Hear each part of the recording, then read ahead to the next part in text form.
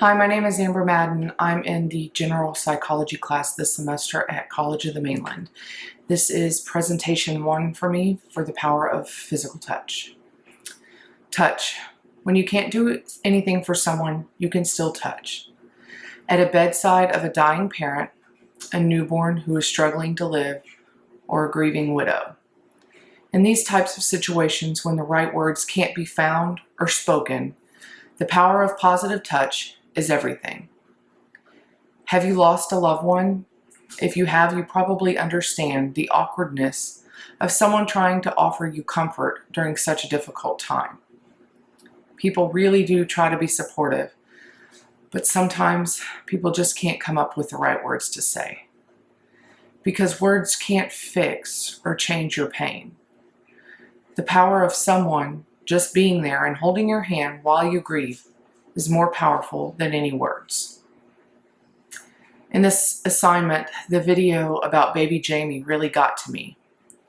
I'm a parent and I have had 3 successful healthy pregnancies. And the first thing the doctors and the nurses did after I delivered each one of my children was to lay the baby on my chest. And I'm not kidding when I tell you it's probably one of the most powerful forces of emotions I've ever felt in my life. It's a surge of love and concern all at the same time. You want to meet your new baby. You've been waiting for this moment for a while now. And there they are. You immediately fall in love, but you also want to make sure that they are okay. Were all 10 fingers there? All 10 of their tiny little toes? It's a powerful and emotional feeling. I think the doctors in this video gave up entirely too soon on baby Jamie. That little guy was a fighter, and I'm so thrilled that his parents did what they felt was right. They had no idea at the time how powerful that was. It was the best decision for them and for the baby. In a similar situation, I am a photographer and I photograph families, and I was recently contacted and asked to photograph a family who unfortunately had to say their final goodbyes to their newborn baby.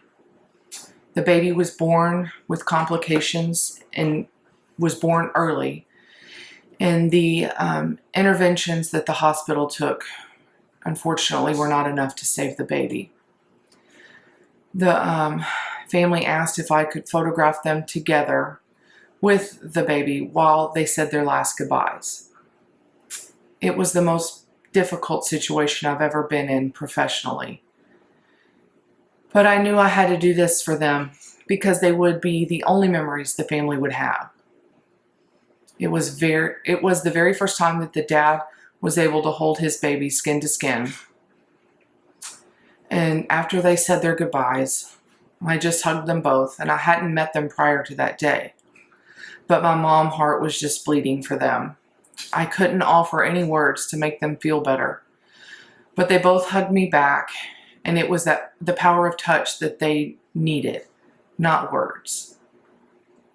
And I'm typically not a hugger, someone who requires a lot of physical touch.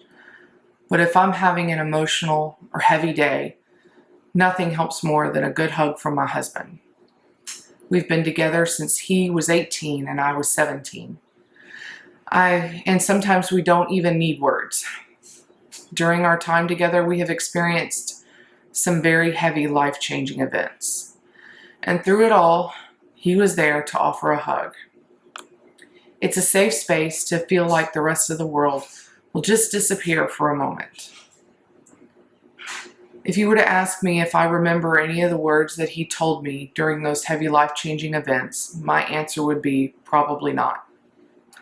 However, I can remember this sweatshirt that I was wearing when my dad passed away, and how my husband held my hand the entire car ride home after we said our final goodbyes. The sweatshirt kept me warm. It was December when my dad died, and the little truck my husband drove at the time was a stick shift. He held my hand as he shifted the gears. Those details were both because of touch. I don't remember every detail of that time period, and I think God does that on purpose. But the physical connection I had obviously made a lasting impact. I think the year 2020 was the biggest test for physical touch. We were all locked down, unable to see our family or friends, and it's crazy to think how much you miss giving a loved one a hug until you were told you can't do it. I saw grandmothers hugging their grandkids through plastic barriers. They didn't care. Nothing could replace the bond or feeling of a hug. I think the power of positive touch is very healing for the heart and soul.